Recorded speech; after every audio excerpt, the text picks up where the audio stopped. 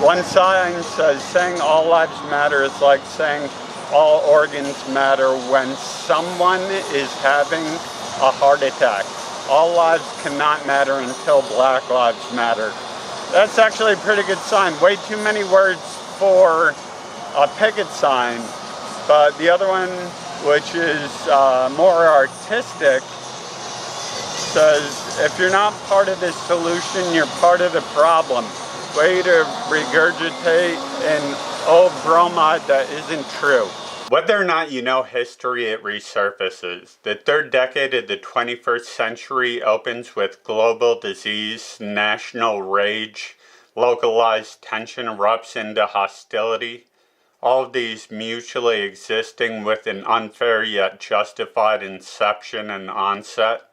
The cultural soil welcomes friction. When there isn't fighting, class war, and disease, we are defying probability. After driving home, I changed my mind about that second sign. While it is unoriginal, I think it's quite poignant right now.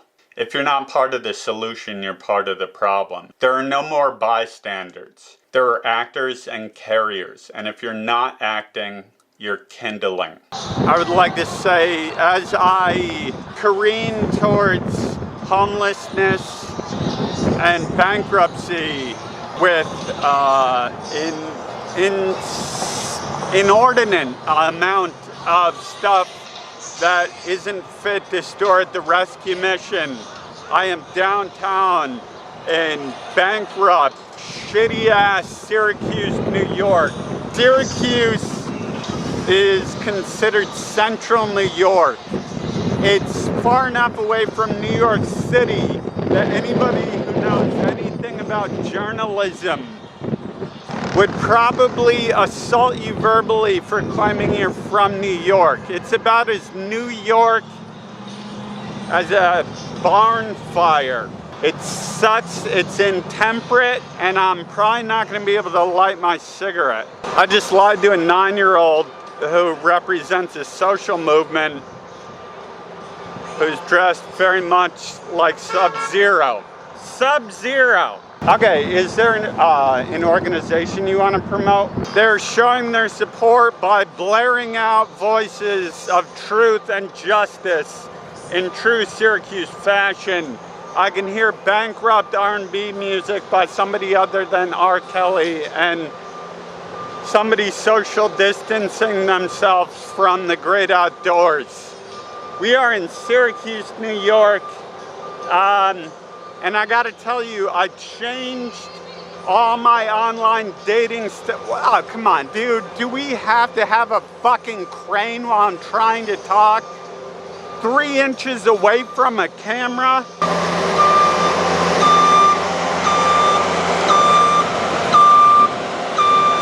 Your tax dollars hard at work supporting a fat man in a crane, as if the Walmart people with 4 wheels and an overbite aren't enough picking out dildos in the adult vibrator section of Walmart. But he is a minority and he has a job in these uncertain times, and that counts. And I am either brave or a bitch-ass white f***it for saying such a thing. So, I guess the question is, what should happen? What is an adequate response to the murder of George Floyd? We definitely, what's been happening and we've been seeing is the prosecution of all of the officers that were present during the murder of George Floyd, and they all get what they deserve, especially for the police officer CHAUVIN. We certainly hope that he's prosecuted and that he gets the prosecution that is coming for him. It seems entirely adequate. I would like to ask you, aside from just prosecuting the 4 police officers, the one who murdered George Floyd and the 3 who were present for it, what do you think a larger response would be that would be adequate for Black Lives Matter and for this incident in particular? What do you see is the necessary change in the system? So I can speak for our organization and the demands that we have for the city of Syracuse in response to George Floyd's death and of police brutality that's been happening in America across the United States. Our first and main demand is asking for police officers to be taken out of our city's schools because they are not only aggressive, but they also pose a problem to our student union, our student bodies. Our second is that the Citizens Review Board here in Syracuse is reformed so that they are able to address the problems that the citizens of Syracuse bring up to them and that they have the power to bring about the change that we ask for. The officer that knelt on George Floyd's neck, vigilante style to prove a point by a white person so it's not a racial issue. We had a young African-American protester social distancing himself from Flavor Flav. What should happen? I think the 3 officers that were there should be checked in the camera to see if they were attentive to his irresponsiveness for 4 minutes straight.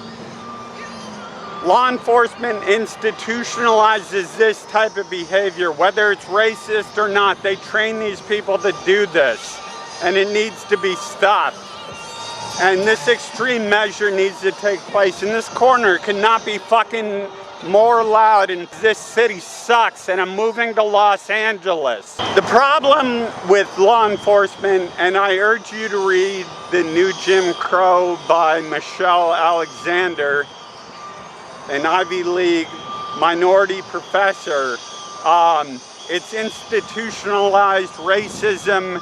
They get African Americans, 3 strikes you're out, stop and frisk into the criminal justice system, destroy their right to suffrage, alienate them from other members of their family, and I think we should react. There's no overreaction. They murdered somebody unnecessarily, and this is what happens. Defund the police, let's see what happens. Do you advocate violence? Well, I don't necessarily always advocate violence. I advocate retroactive response, meaning if somebody murders somebody else, there is a window of opportunity where you have the right to respond and out of a fit of a justified emotion, especially when the murder was as unjustified. Was this first-degree murder? Yes, it was. Was it premeditated? We allocated tax funds to train the police to squat and put their weight on somebody's neck and pin their esophagus to the ground. It's premeditated. It's first-degree murder. This has been Dan McCort, your on-the-spot correspondent. Come on, everybody, let me hear you.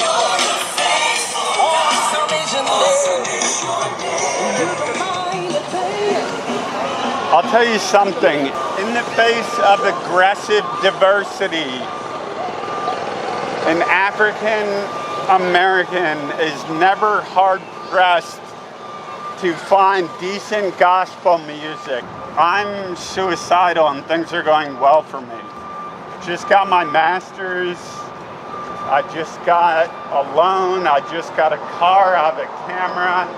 My YouTube channel is picking up speed. Things are going well and I'm miserable.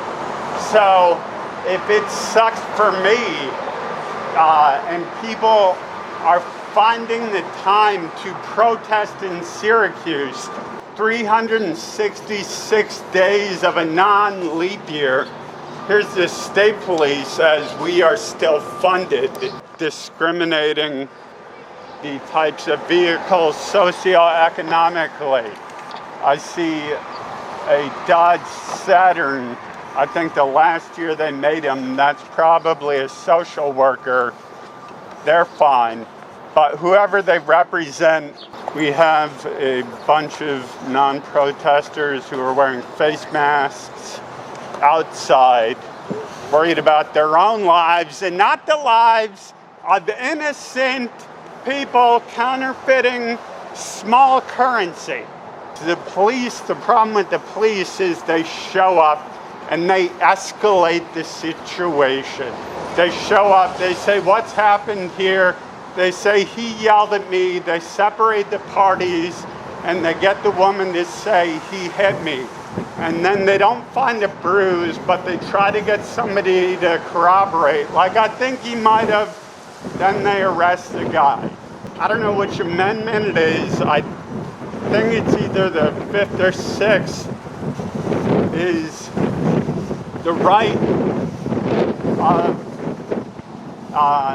U.S. citizens to unlawful search and seizure, a right that has not been upheld throughout the late 20th century into the 21st century. And the reason this is important is because search and seizure always leads to contraband, which leads to incarceration disproportionately, because as a culture, police are out of proportion with their rates of search and seizure of African Americans, and culturally, socioeconomically impoverished African Americans are more likely to be carrying contraband.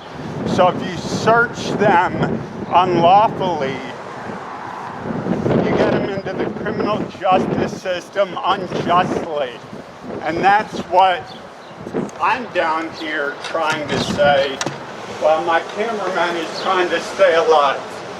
Correct. Because he's worried about his own welfare, because he's a white man. I'm not actually from this planet.